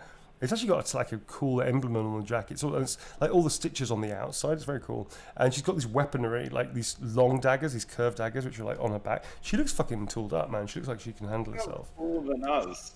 That's a problem to me. Yeah, that's cool. But the jacket is like pale tan, and it has like this little on the left cheek, on the left breast. It has this little sort of like motif of something, and it's the stitches are all seen on the outside. Damn you, Tom. Why? What? Just damn you, Tom. Doesn't matter, Tom. Gloss You over know it, what the it's jacket is. Yeah. Oh. By the way, Bondo is the one I keep giving the brandy to the most because I'm just like, I'm so sorry about blasting you with my wind blast. I'm so sorry. So after, yeah, like, after the fifth time of you saying, I don't want any bloody brandy, he keeps like thrusting it into your hand and like he tries to pour it down your face, like onto your neck or something like that. No, I'm pouring it on my cuts. You're pouring your cuts like, ooh, Oh, that stinks. bloody hell. Okay, so at this point, she just goes, goes. don't pour it on yourself, drink it. Mary Louise just like looks and goes, that doesn't do what you think it does. And she goes over to a pack and starts like packing a pack. So yeah, Heinrich has asked this. All of you have ignored him for about 20 seconds. And he goes, as I was saying, it would be lovely if you can escort us to Frugalhof. And he just looks around like, what the fuck? Seriously? You're all having these little private conversations, just ignoring him. Well, that seems like a good idea. I don't think there's much stock left in this building, do you? As you say that, like half this roof collapses. You go, probably not. So the basic, the family. Yeah, comedy moment. So basically, the family gather their belongings. They put it all together. They have like a kind of like, it's not like a cart, but it's basically like a hand cart. They pile up as much as they can take, like artwork and any books and bits and pieces like that, shit that you can't replace. And Heinrich and his children. Yeah, Heinrich, his wife, and actually the kids that even help out. They all sort of gather, and Heinrich turns around and he's actually got like a small bottle of what looks like kerosene, and it goes into the house, and he's just pouring the stuff around, and you just sort of see him kneeling. He comes up to the house, turns around, looks up to the little Sigma tower they have at the top of the house, like the little shrine to Sigma thing they have on the place of the house. He mutters something under his breath. Ziggy at this point comes next to him and just kneels next to him, and they both recite what sounds like a Sigmarite prayer. and Ziggy sort of like puts his hand to Heinrich's shoulder and stands up, and then just gives him a pat very gently and steps back. And Heinrich gets up and lights this torch, and then he just throws it straight into the middle of the farm. And it lands on like his brother, which has been piled around with furniture and wood. And he's just turned this whole house into like a funeral pyre. And he just steps back, and the family watch. Without saying another word, they take this cart, the wife and the wife. What the hell was her name? I've got to say, I'm going to mutter this to Bondo. Actually, I'll mutter it to Del. Yeah. I've got to say, I feel it's a bit drastically. He's just torched his whole house. That was a perfectly good house. He could have. Well, as you say that, Tom, the entire east wing of the house collapses under its own weight. I've been sleeping in hedges for years now, and this man has just burnt a perfectly good house. Very dramatic, a bit too dramatic, if you ask me. I know he's lost family. He could have buried him out the back. I'm just sort of saying this as over like, and over and over again. family kind of like start heading off. All right, yeah, the family start walking solemnly off, having left their life behind them and their loved ones and dead ones, trying to deal with their grief. And you're still complaining, going, but it doesn't make any sense. Like that. Yeah. Del, what are you going to... Is that what you call a grand gesture? If it is, you don't know, do you? He doesn't know. Just keep your house. That's all I'm saying. All right. You know. So I'm going to say very quickly, let's say that in the time that all that took, you can also sort of not loot, but kind of like ransack, because they're not touching their stuff. Like if there's anything you want to look for or get from this house that they are also stripping, it's fair to say that they're going to be okay with you doing that. So I'm going to give you sort of like, just go round one by one. If there's anything you kind of trying to need or find, within reason, obviously, I'll say that you can find it. But if you need to tell me, so we can write down your character sheet. The only thing I can think of is, do we have cookware? No, you don't, because Teddy, who you never met, who I flung off a mountainside. Right. Yeah. Do they have any, like a cast iron? Or No, they anything don't. Oh, they do. They've got a full kitchen. Which Mary Louise Butterford has taken quite a lot of stuff. She's a halfling. They are amazing cooks by nature and culture. And she's taken quite a lot of cool shit. So you can have some basic equipment. Like the cool stuff she's already taken. In fact, you reached out for a pan that was really cool, and she slapped your hand and went, fuck off. Like that, and just took it. So... I could take her, I'm just saying. Fuck off. She just took it. Yeah. So what's the round? What could I stand? You can put down on your trappings cooking equipment, and that's campfire cooking equipment or camp cooking equipment. Cool. And that's basically you'll have everything within reason that you can fit into a pack easily that you would need to make like a meal, basically. You know, like a pan for water or like a frying pan, that kind of shit. Yeah, that's cool. Okay, doke. Ratties, anything you're trying to look for, like ingredients or anything like that? I mean, most things, like, is there any butter? I'll take that. There is a lot. In fact, you have this kind of moment when you go into the kitchen. There's this beautiful butter dish that's made. It looks like a duck. And you think it's a duck. You think, whoa, there's a duck on the table, until you realise it doesn't move, and then you realise you think it's a stealthy duck. Then you think it's a dead duck. Then you realise eventually when you knock it on the head and it smashes, it's actually a porcelain duck butter holder. No, I don't want to smash it. What? You didn't mean to. You just wanted to check if the duck was alive because you didn't realise it was a duck holder. It was a butter holder. It's not your fault. What? You just made me smash it? What? No. I want to keep all my butter in the duck. All right. So I'm going to say, let's rewind time and say that was unfair of Neil. Bad GM. Yeah, you just narratively... That's fine. It's fine. It's fine. Destroyed it. It's fine. It's fine. So you don't destroy it. You have bad Neil. You now have a duck-shaped butter dish, which is full to the brim with a lot of butter. It's a spell called Butterfingers, folks, that he uses butter for. And at the moment, he's just been pilfering it. Like the free butter you get at restaurants, he's been doing that. No magic points. Why I've not done any spells recently. You've been pretty good, actually. Stick around. Stick around, folks. Next time. Stick around. Spells will happen at some point, but right now... Right now, you're fucked, Yeah, we were at the end. Does great spells. When they were. Apart from Wind Blast. Apart from Wind Blast, buddy. To the face. You should see last round. All right, so you get a duck valued at 1 gold crown, a novelty duck butter dish that was bought at Duckorama, which was a local duck fancying competition that the Vernicas went to some years ago. It has like Duckorama written underneath, which you don't read, so you don't know what that says. But that is pretty. It's a pretty cool novelty item. Yeah, so that's what you got, Ratty. Your ferrets squeak with appreciation and they go onto your shoulders and give you a little clap and then disappear back into your coat. New friend, Mr. Quackers. Mr. Quackers, the butter dish. I love it. Amazing. All right, so that's what you get, sir. Let's just put down six spell ingredients worth for buttered fingers. Okay, thank you. You're welcome. Next up is Bondo. What were you trying to do that time? You did say, sir. Looking around for any bits of dropped armor from the skellies, ideally chain. Yeah, you actually find a fair amount of chain, and you even find like a little bit of plate, like tin pot, plate helmets and stuff, but not useful ones. But you could definitely break them apart or smelt it or something. And you have those skills anyway, Yeah, so you're looking pretty. Yeah, this is pretty tasty. In fact, you sort of do that kind of Iron Man thing, where you suddenly go in your head, you start putting all these little things together, and suddenly it makes like this outline shape of like a metal behemoth, and you just go, ooh. Well, how you do that in a Welsh accent? Lovely. Oh, lovely. That's what you go, lovely.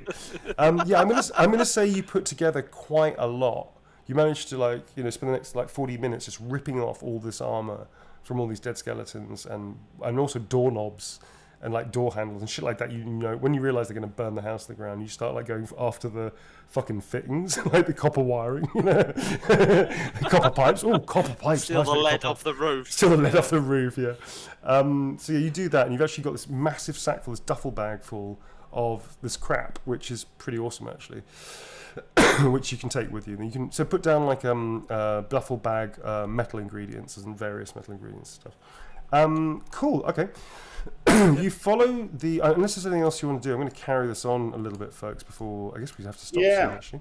I'm good. Yep. All right. So you escort the Vernicas back. You kind of avoid. You stay in open spaces where there's a lot of space to look around. You don't see anything else that evening, and you actually make pretty good time despite the fact they're carrying a cart full of their entire belongings. You make it back to the edge of the... Where are we actually? Where is this? It's over here, yeah. So you make it back to the edge of the village where some of the villagers in Frugelhofen greet you. The Vernicas come in, and immediately half the village sort of stops their business and comes over. It's evening time. And you see Hector is called for and quickly comes. And they rush out and they greet you. And they look very worried, and the conversation starts. You notice Madame Widow LaRue comes out of her hole. She looks completely shaken and utterly distraught beside herself. However, when you all walk into town, she sort of gives you a half smile and tries to sort of hold up your hand. Hector rushes over to you. Hector Brioche, who's the mayor of this little village, de facto mayor, comes over to you and goes, well, lucky you were there. The dwarves got here earlier and informed us what was going on. Skeletons, Jesus. I mean, I don't Jesus. Sigmar, preserve us. This is nasty business. What do we do? He just looks at all of you like that. And at that point, folks, we are going to stop the game. I think that's a pretty nice way of stopping it. So, yeah, they're suitably panicked. You see a couple of the dwarves that made it here. Hector comes over to you and says, what do we do? And just stops. And that's where we're going to stop it. All right. Nice one, folks. That was pretty cool. Yeah, nice one. A lot of shit happened. No one died, which can't have everything. I mean, Yes. so. This is the result. I have no one died. I think who's MPV of the game? MVP. Who's the MVP of this game today? Who do you reckon? Fleck. No, All right. Bondo. Bondo. I think Bondo, do the honours, sir. It is your honours to discard all of this good hard work. Hit it. It's beautiful! All right, folks. Now, we usually at this point say goodbye. I'm just going to give a couple of minutes of clean up just to say thank you all so very much for the new people that have turned up to hang out on the Vagabonds, man. I hope you enjoyed it. It's a little weird, and there's a lot of kind of rule sets that we're not really explaining in a huge amount. We just want to explain as we go. But it's a pretty simple table concept.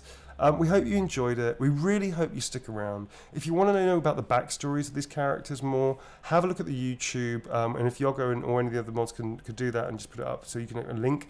There is a lot of episodes. This is chapter 26, folks. You will not find chapters 1 and 2, because I didn't know how to fucking save Twitch shit then, because we just started. And it was a bit complicated. So that's why we made the comic book. But chapter 3 onwards is enough for you to get understanding of what the fuck happened and what's going on. It's a lot of time in your life you'll never get back. I make no apologies for that. But yeah, we hope you'll join us. It's next 2 weeks' time, so 2 Sundays' time. But thank you all so much for hanging out and staying with us. Thank you very much, Vagabonds. My Vagabonds, what's up? Yeah. All right. And, You're welcome. and thank you to the Hardcore Chaos Crew community that has been with us since the beginning as well. We appreciate You're most that welcome. greatly. Thank you. All right, folks. Stay well. Oh, by the way, very quickly, I'm actually going to be scooting over to Dabraham Lincoln's Twitch in about 25 minutes to hang out with Paula Rhodes and Dabraham Lincoln. So if you know who that is, if you want to come over, I'm guesting with them for about an hour or so. You're most welcome to hang out with me. And we're going to be back on Tuesday with Resident Evil 7 if you're available, Tom. We're going to carry that on. Yeah, mate. Yeah, we're going to try and carry that on. More into it. I'm We're getting losing. into it. I'm scared, man. That's a fucking scary We game. got to take down Mama Baker. Take down Mama Baker, shaking You bacon. got this. You Shaking got that this, bacon. Neil. Shake that bacon. All right, we're going to try that. That's what we're going to do next. And then on Thursday, if Blue's around, maybe Sue's around, I'm not sure. Thursday, I'm going to carry on with Village. So if anybody wants to check out Resident Evil I'm Village. around. You ran. Come and join I'm the around. Village. We're going to do Resident Evil Village, carry on. So I'm going to play both of them till the end of both of them, which is kind of cool. And I'm going to waste all the ammo there is to waste. Like, just shoot it in the air, like, pew, pew, pew, pew, yeehaw, like that, right? Anyway, fuck it. So if you're interested, come and hang out. Thank you very much for joining us. We'll see you next time. See you, folks. See you on the table soon. See you guys. Bye. Bye. Bye-bye.